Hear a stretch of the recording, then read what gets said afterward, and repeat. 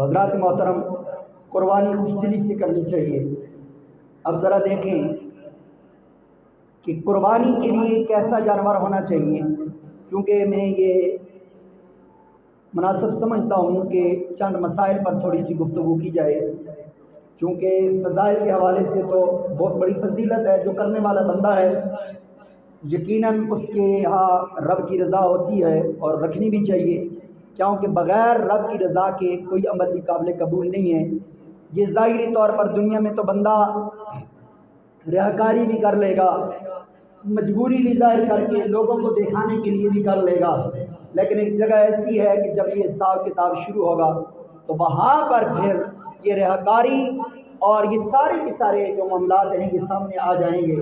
اس وقت کام وہی عمل آئے گا جو اللہ اور اس کے رسول کی رضا کی خاطر کیا ہو۔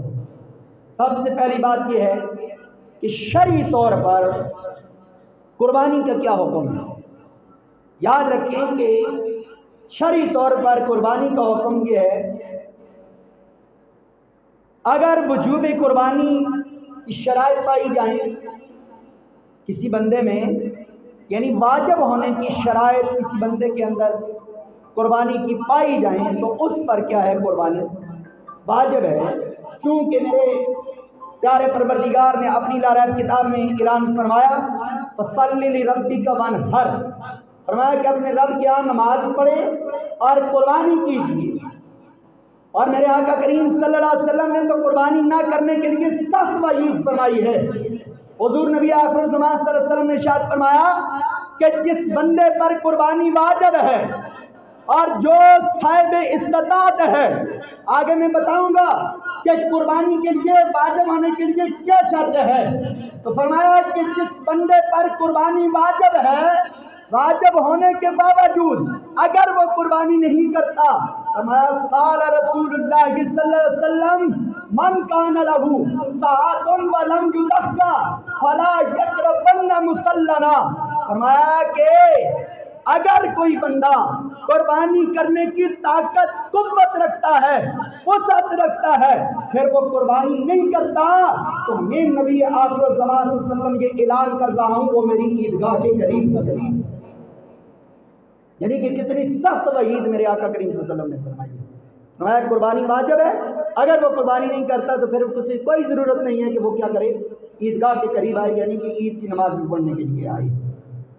یاد رکھیں کہ قربانی واجب ہونے کی شرائط یہ ہے، سب سے پہلے یہ ہے کہ قربانی مسلمان پر واجب ہے، غیر مسلم پر قربانی واجب نہیں ہے، یعنی قربانی کے لیے مسلمان ہونا ضروری ہے۔ اور دوسرا مقیم ہونا، اگر کوئی بندہ مسافر ہے تو مسافر پر قربانی واجب ہو نہیں ہے۔ اور تیسری شرط یہ لکھی ہے کہ مالک نصاب ہونا۔ اب مالک نصاب ذرا غور کرنا، جو شخص 7.5 تولہ سونا یا 52.5 تولہ چاندی کی ملکیت رکھتا ہو تو اسے صاحب نصاب کہا جاتا ہے۔ اب اس پر جناب والا کیا ہے، قربانی ضروری ہے۔ یہاں پر ایک مسئلے کی میں اور بھی وضاحت کرتا چلوں، کیونکہ یہ مال و دولت کی بات آ گئی ہے۔ بعض لوگ یہ کہتے ہیں کہ چونکہ حالات تو ایک جیسے نہیں رہتے، ظاہر بات ہے، تلک الایام نداولھا بین الناس، اللہ تعالیٰ قرآن میں ارشاد فرماتا ہے لوگوں کے درمیان دن گردش کرتے رہتے ہیں۔ کیا خیال ہے کہ کبھی کسی پر اچھے آ جاتے ہیں، کسی پر برے آ جاتے ہیں، کبھی کوئی جناب والا بڑا امیر بنا پھرتا ہے، کبھی وہی جناب والا بیکاری بنا ہوا نظر آتا ہے یا نہیں نظر آتا ہے۔ فرمایا تلک الایام نداولھا بین الناس، فرمایا کہ یہ لوگوں کے درمیان دن کیا کرتے رہتے ہیں، گردش کرتے رہتے ہیں، پھرتے رہتے ہیں۔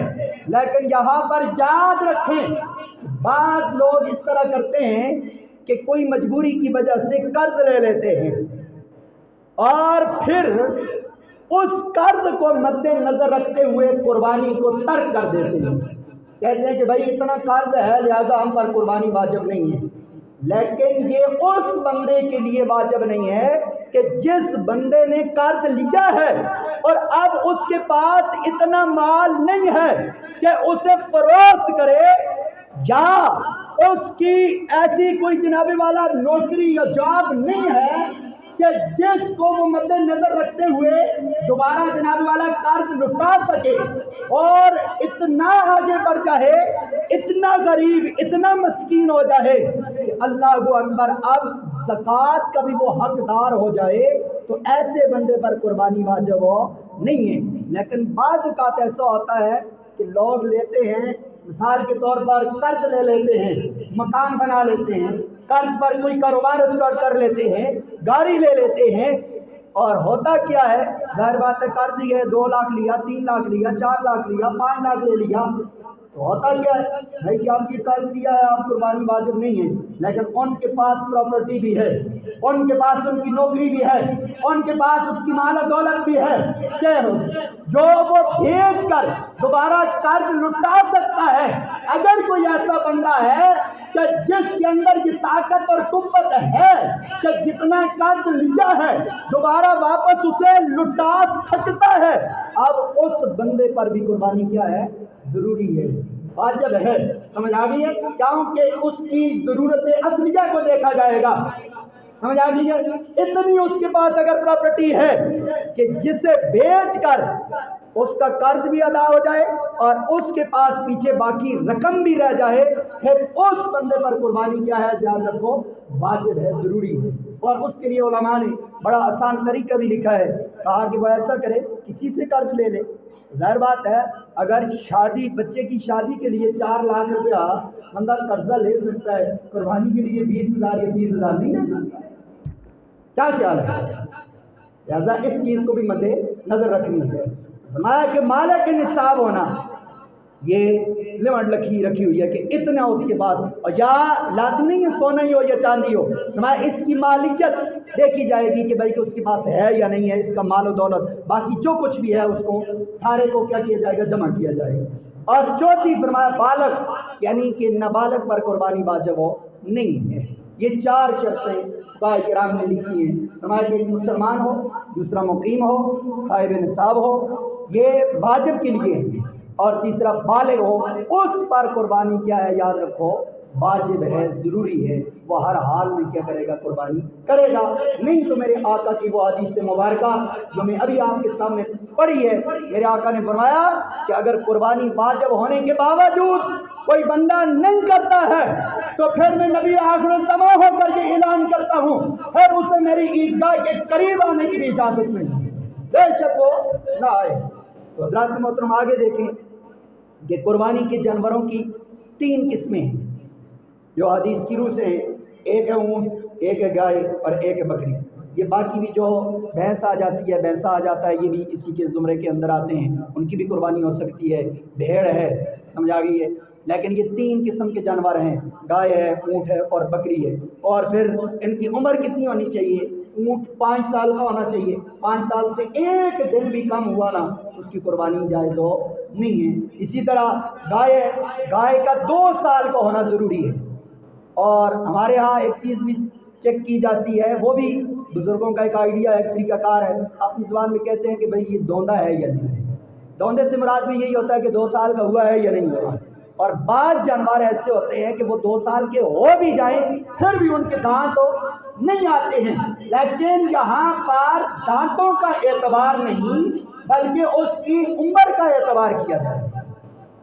کس کا اعتبار کیا جائے گا؟ عمر کا اعتبار کیا جائے گا کہ 2 سال سے 1 دن بھی کم ہے تو اس کی قربانی جائز ہو نہیں ہے، 2 سال سے اوپر ہوگا، گائے ہے، بھینس ہے، بھینسا ہے، سمجھ آ گئی ہے، تو اس کی قربانی کیا ہے؟ جائز ہے، اگر 1 دن بھی کم ہے تو اس کی قربانی۔ اسی طرح پھر آگے بکری ہے، بکری کے لیے 1 سال ہے۔ ہاں اگر دمبا یا بھیڑ وغیرہ ہے اور ہے وہ 6 ماہ کی، لیکن دور سے دیکھنے میں ایسے لگتی ہے کہ بھائی کہ یہ کتنی ہے؟ 1 سال کی، تو اس کے حوالے سے یہ ہے دیکھنے میں 1 سال کی لگتی ہے تو پھر اس کی قربانی کیا ہے؟ جائز ہے، وہ کر لینی چاہیے۔ اب یہ تو وہ جانور ہیں کہ جن کی عمریں کتنی ہونی چاہیے اور کون کون سے جانور ہیں وہ بھی آپ کے گوش گزار کر دیے ہیں۔ اب ذرا یہ دیکھنا ہے کہ وہ جانور جن کے اندر عیب ہو، اور کس طرح کا عیب ہو کہ جو قربانی نہیں کر سکتے۔ جس کی پہلا تو یہ ہے کہ جس کے سینگ وغیرہ اگر ٹوٹے ہوئے ہوں، اور اس کی بھی ایک مقدار ہے. اگر اس کا تیسرا حصہ یا چوتھا حصہ ٹوٹا ہوا ہے تھوڑا معمولی سا، وہ اکثر سینگ کے اوپر ٹوپی ہوتی ہے وہ اتر جاتی ہے، اس میں کوئی عیب والی بات نہیں ہے، اس طرح کا جانور قربانی لگ سکتا ہے. ہاں اگر اس کا سینگ بالکل شروع سے ہی اکھڑا ہوا ہے تو وہ جانور قربانی نہیں لگ سکتا ہے. اسی طرح اگر دم کٹی ہوئی ہے اس کو بھی دیکھا جائے گا.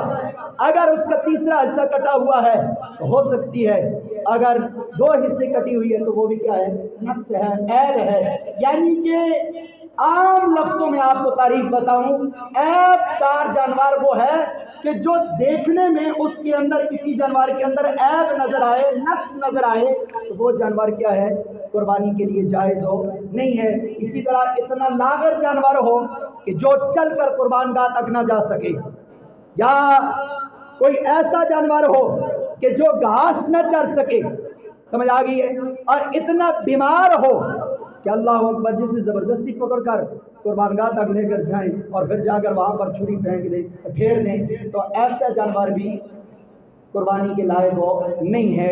لہذا قربانی دیکھیں حضرت ابراہیم علیہ السلام نے کس ہستی کی ہے، کیا خیال ہے.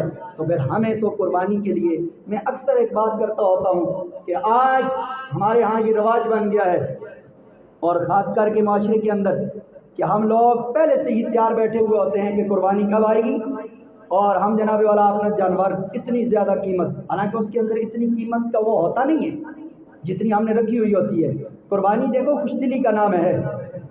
ایسا رویہ اختیار کرنا چاہیے بیچنے والے لوگوں کو بھی اور خریدنے والے لوگوں کو بھی، تاکہ جو شخص بیچ رہا ہے یہ دیکھے کہ کہیں کہ یہ قربانی اس بندے پر واجب ہے، اب ایک قسم کی اس کی مجبوری ہے، کہیں قربانی کے ساتھ ساتھ وہ جانور بیچتے ہوئے اپنے مسلمان بھائی کی مجبوری تو نہیں خرید رہا ہے. ذرا غور کرنا چاہیے، اور ہوتا بھی اس طرح ہے، سمجھ آ گئی. لہٰذا جتنے پیسوں کا وہ ہو اتنا بتانا بھی چاہیے اور اتنے لینے بھی چاہیے. مشکلی کے نام ہے نا قربانی، اور جو لے رہا ہے وہ بھی دیکھے کہ بھائی کتنی محنت سے اس نے پالا ہے، پورا سال اس کے ساتھ لگا رہا ہے، رات دن ایک کیا ہوا ہے، سارا گزر اوقات اسی پر ہو رہا ہے. تو اب وہ لینے والا بھی ذرا اس چیز کو سوچے کہ بھائی اس جو جانور جس سے لے رہا ہوں اس کے ساتھ زیادتی تو نہیں کر رہا ہوں. کیوں کہ یہ خوش دلی کا نام ہے قربانی کرنا. اور خاص کر کے آخر میں یہ بھی یاد رکھیں کہ قربانی کے اندر جو بڑا جانور ہوتا ہے، گائے ہوگی، بھینسا وغیرہ، اس کے اندر 7 بندے شریک ہو سکتے ہیں، اور 7 سے کم بھی ہو سکتے ہیں، 7 سے اوپر نہیں ہو سکتے ہیں. اور اس میں یہ بات بھی یاد رکھیں کہ جتنا آپ جانور جب کاٹیں گے اسے، اس کے بعد پھر اسے تولنا ہے، اور تول کر آپ 7 بندے شریک ہیں، 6 ہیں، 5 ہیں، جتنے بھی ہیں اس میں، تو وہ برابر کا حصہ کرنا ہے. اگر 6 بندوں کو تو پورا آ گیا اور 7واں بندہ یا اس کو زیادہ چلا گیا یا اسے تھوڑا کم آ گیا، یاد رکھیں ساتوں کی قربانی قبول ہے، یعنی کہ سب کو برابر آنا چاہیے. اور اس میں حصے، یہ تو ایک مستحب عمل ہے، پہلا فقراء کا کر دیں جو فقیر لوگ ہیں، دوسرا اسی طرح اپنے دوست احباب کا، اور تیسرا اپنا حصہ کر لیں یہ لوگ آپ بہتر سمجھتے ہیں. اور اس کا ٹائم بھی یہی ہے، 10 ذی الحجہ کی طلوع صبح سے لے کر 12 ذی الحجہ کی غروب آفتاب تک، یعنی 3 دن قربانی کر سکتا ہے بندہ. سمجھ آ گئی ہے ان 3 دنوں میں، اور اس 3 دن کے بعد پھر قربانی کرے گا تو وہ قربانی نہیں کہلائے گی. بلکہ آخر میں ہر سال میں ایک مشورہ بھی دیتا ہوتا ہوں، اور خاص کر کے جو لوگ اس پر عمل کرتے ہیں یقیناً میری بھی بخشش کا ذریعہ اور سبب ہے کہ دیکھیں بندہ اپنی طرف سے تو قربانی کرتا ہے، لیکن میرے آقا کریم صلی اللہ علیہ وسلم نے حضرت مولا کائنات حضرت علی کو فرمایا تھا پیارے علی میری طرف سے بھی قربانی کرنا. گویا کہ یہ پتہ چلا کہ حضور کی طرف سے قربانی کرنا حضور کو بڑا پسند تھا.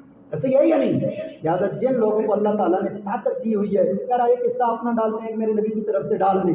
کیا خیال ہے کہ جو کل قیامت والے دن میدان محشر میں اتنی آج کل گرمی برداشت نہیں ہوتی، اتنی سخت گرمی ہوگی، تو وہاں پر آب کوثر پر میرا نبی کھڑا نظر آئے گا، پورے صراط پر میرا نبی کھڑا نظر آئے گا، میدان پر میرا نبی کھڑا نظر آئے گا.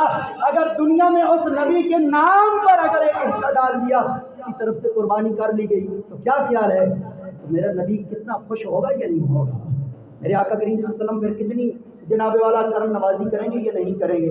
لہٰذا جو بندہ صاحب استطاعت ہے یہ مستحب عمل ہے، اگر کرنا چاہے تو وہ کر سکتا ہے. اللہ تبارک و تعالیٰ کی برگاہ میں دعا کرتا ہوں، حالانکہ عرض و سما میری حاضری کو اپنی برگاہ کے اندر شرف قبولیت عطا